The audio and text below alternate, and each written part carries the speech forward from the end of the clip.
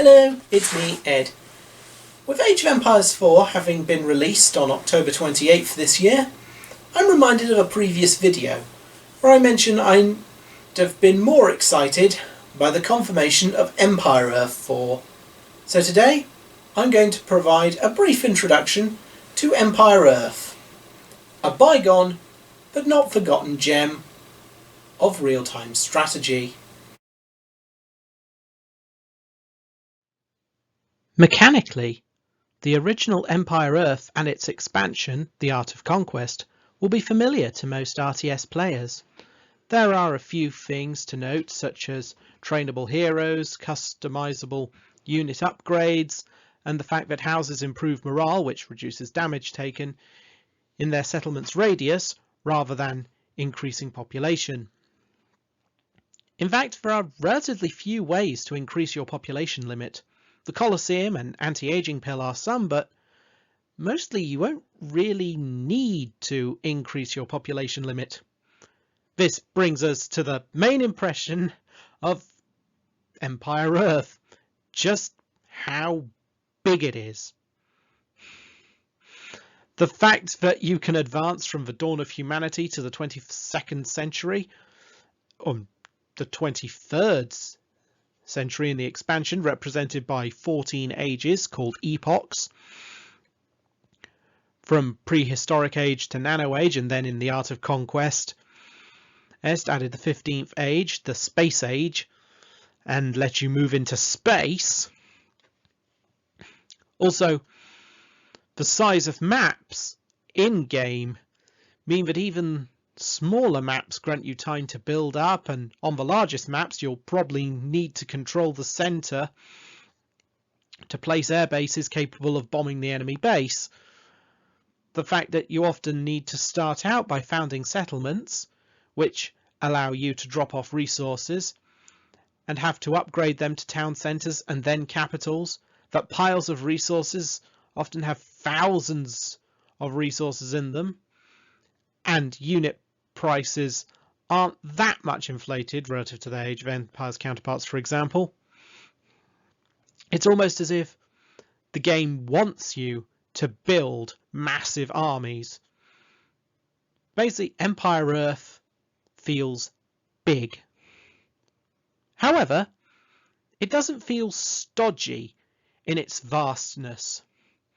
Rather, Empire Earth feels as much like it's about telling a story, your story, a story of a people growing from a tiny tribe to an empire, growing across the earth and towards the furthest stars.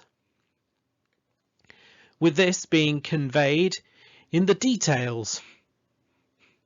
Even the manual takes time out to talk about the eras the game takes place in.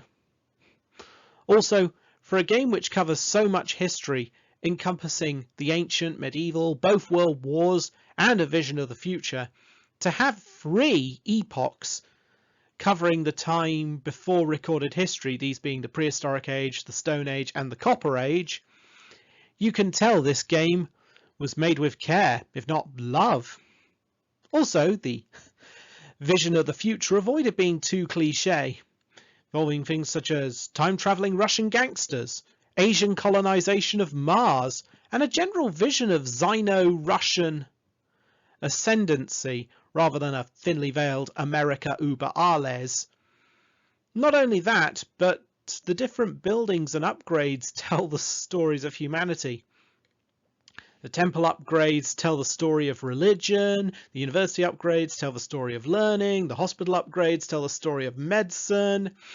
This kind of historical storytelling is something that I've only really seen surpassed in computer games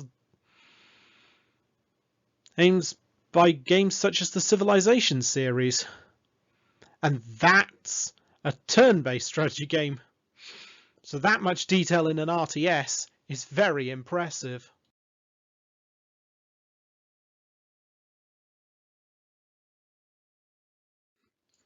Empire Earth 2 and its expansion, The Art of Supremacy, are an example of a sequel done right, recapturing the spirit of the original and adding to it in areas where it felt lacking. and tweaked areas where it went too far, or perhaps just took it in a slightly different direction. While the original Empire Earth had massive breadth, Empire Earth 2 honed it in a little. I mean, you'll need to build houses and city centres to raise your population limit, and you build a city centre from the ground up rather than start with a settlement and upgrade. And also added areas, such as Empire Earth 2 introducing territories, capturing buildings, whereas before those would be converted by priests. Now you use infantry. There are also trade routes. All civilizations can build the market, not just the United States, and you can send caravans between them to generate some kind of currency.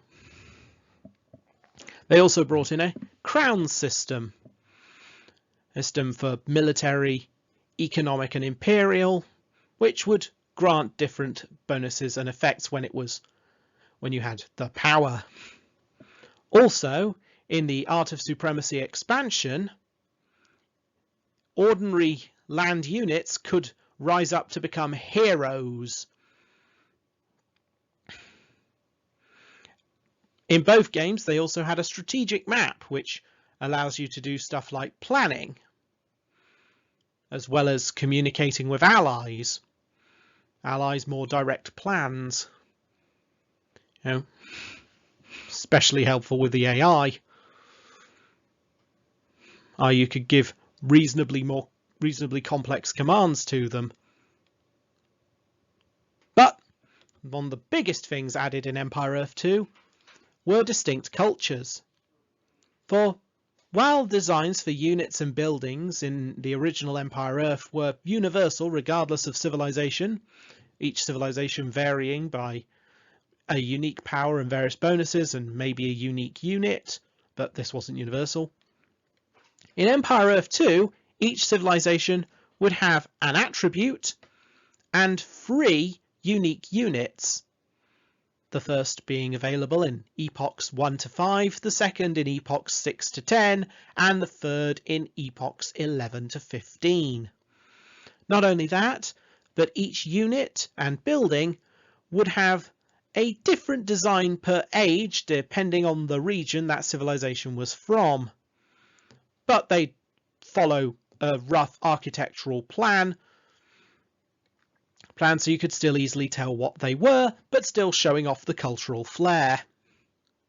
And these regions, the Western, Middle Eastern, Far Eastern, Mesoamerican, and in the Art of Supremacy expansion, African, all had 2 attributes. 3 unique powers, the first from epochs 1 to 5, second from epochs 6 to 10, and the third from epochs 11 to 15. And also, each region would have 3 wonders with different abilities. The first available from epochs 1 to 15, the second from epochs 6 to 15, and the third from epochs 11 to 15. And each region had 3 civilizations in it, with 2 exceptions. The Western region, which had 5, and in Art of Supremacy 7, and African, which has 2, and is only available in Art of Supremacy. However, for all the uniqueness added, Empire Earth 2 did maintain the similarity of the civilizations and regions, allowing them to be easily accessible and similar enough to allow flexible strategy. I mean, while maybe a little bit of the spark of the original might have been lost,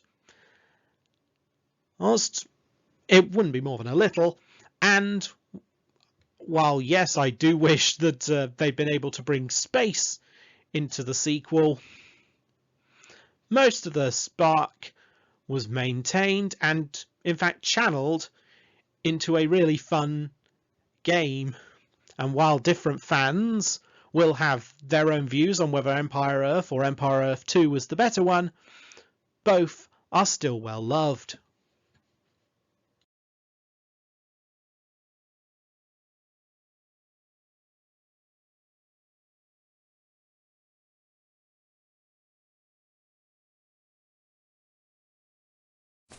Okay everyone, well, we've laid down the groundwork.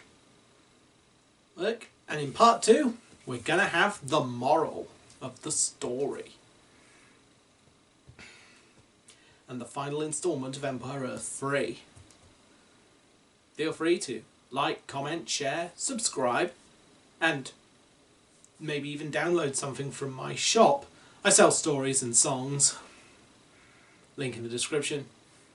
And whatever you feel like doing, and whether you see me in part 2 or not, it was lovely having you here.